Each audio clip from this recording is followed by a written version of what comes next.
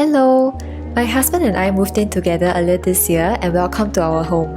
Our entire house follows three main themes: white, wood and affordable. This neutral pastel color palette gives us a very comfortable and zen vibe. The first thing you will step on in our house is our beautiful white mat, which is the best color you can choose for a floor mat.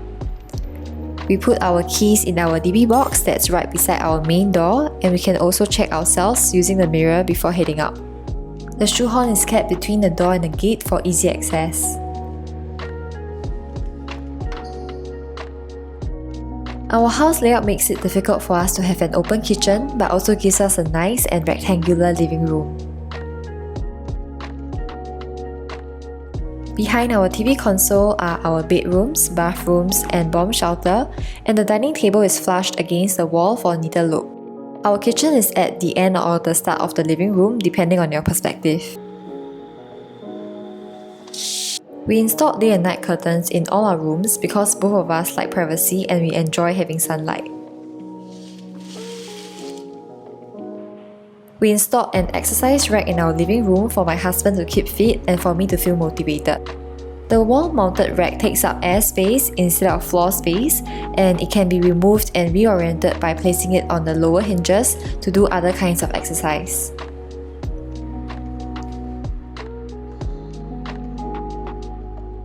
This is a beautiful tissue box cover made by my mom and a beautiful side table made by IKEA or IKEA. We also use this when we want to indulge in the unhealthy lifestyle of eating in front of the TV. We can do so without any emotional burden because it's a metal table and can be easily wiped down if we drop any food.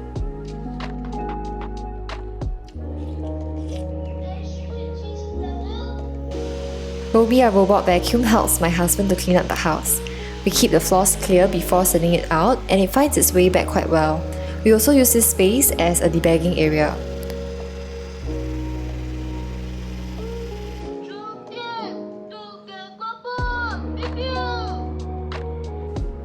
This is our dining table, one of our best buys from Taobao. We got matching cushions to protect the ones that came with the chairs.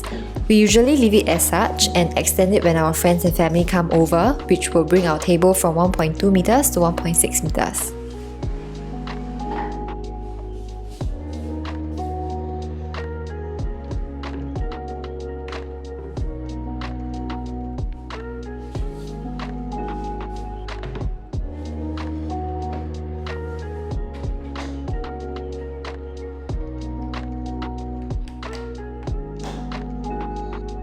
Here we have our plant and a piece of wood.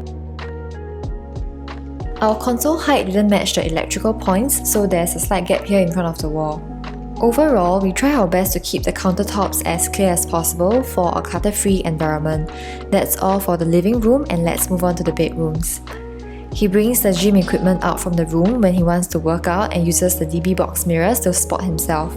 It will be a kid's room in the future, but for now it's quite empty and we don't really use this space.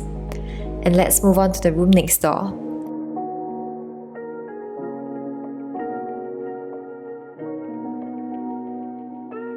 This is our study room with extra dining table chairs, which we bring out when our friends and family come over.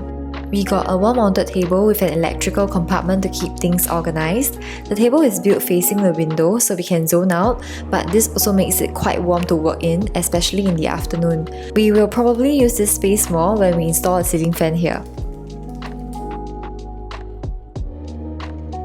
We have a pull-out keyboard tray for my husband's future desktop.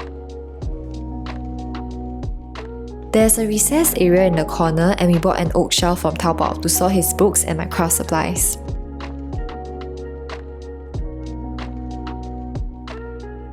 Boxes are used to categorize our items, and having them makes everything neater and protects the items from getting dusty as well. That's all for our study room, and let's move on to our master bedroom.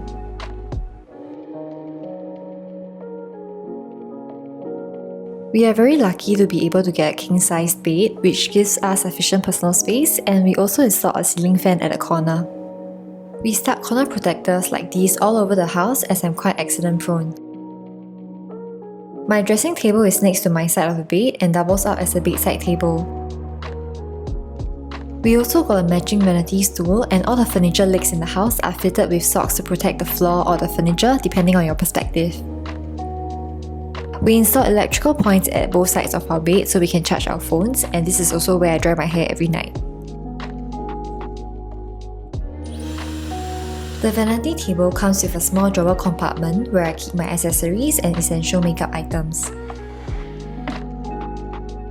The downside of having a table here is that there's no space left for the curtains and they have to be tucked in like this. We also decided not to have a TV inside our bedroom, so this remains as a random electrical point. We also opted for a storage bed frame as a backup for extra storage, as we didn't do a lot of carpentry around in our house.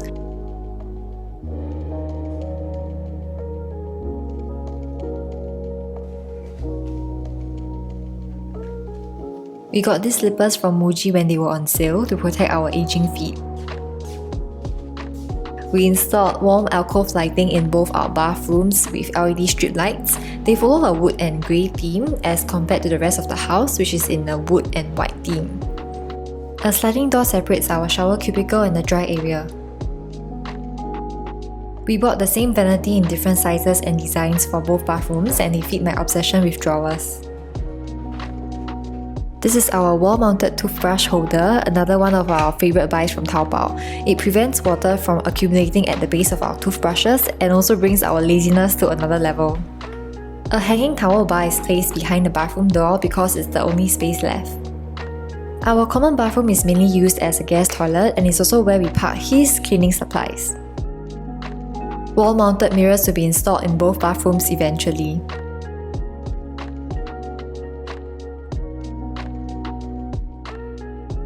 This was my first bottle of soju, and the dried flowers are from my ROM bouquet.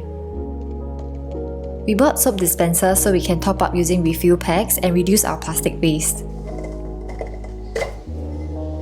And here we have a bunch of huge-ass laundry clips that we don't use.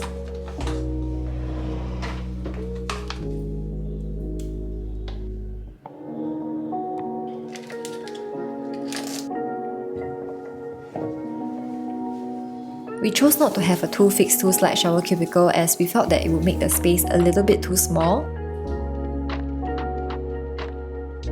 We also kept the curb to contain the water inside the shower area and had a single pane of tempered glass shower screen to prevent the vanity from getting wet. Here's the toilet bowl you'll be using if you are our guest, and you can check if the valve is up if you want to use the bidet spray. And over here we have a special toilet paper holder for family and friends who are overly attached.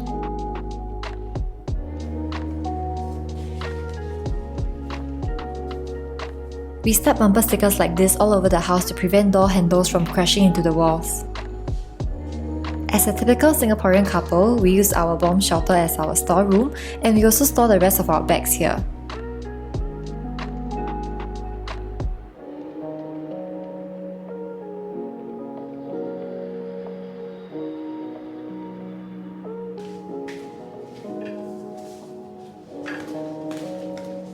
Our kitchen is pretty dark and we have to turn the lights on even though it's very bright outside. Like our bathrooms, we use soap dispensers to reduce our plastic waste and mount it on the wall to save space and prevent water from building up at the base. My main food preparation area is between the sink and the stove. Tableware is stored in a drawer here so I can take them out easily when I need them.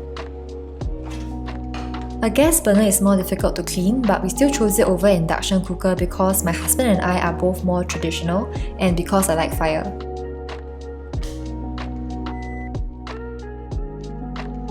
The opposite aisle is where our kitchen storage is, and you can take a look at our Organize With Me video if you're interested. We added more electrical points for our appliance corner. Our microwave, rice cooker and juicer remain on the countertop, while the other appliances are kept in the drawers below.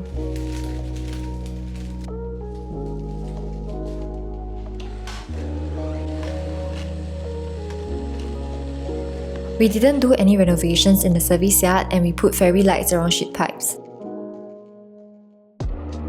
There's a paper bag next to the dustbin for recyclables. The plastic bag organizer is right above the dustbin, so all properly sized plastic bags go in here directly. We kept the Marikita laundry rack from HDB and hung some laundry clips on it.